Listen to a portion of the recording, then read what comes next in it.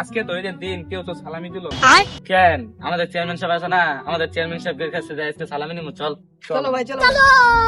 আজকে তো ঈদের দিন, বাইরে বই থাম যাবো না। পুলান আবার কোন দেয় সালামি চা বাড়ির জান্নাত গোগা। আসসালামু আলাইকুম চাচা। ওয়ালাইকুম আসসালাম। ঈদ মুবারক চাচা। ঈদ মুবারক।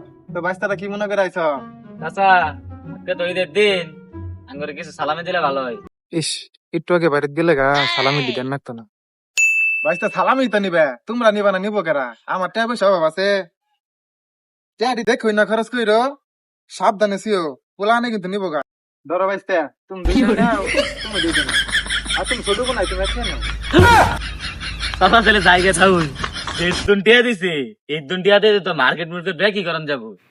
শালা বলে আবার এলাকা চেয়ারম্যান হয়েছে। ভাই তোমার তো তা দুইটা দিছে, আমার যে একটা একটা লজেন পাওয়া যায় না।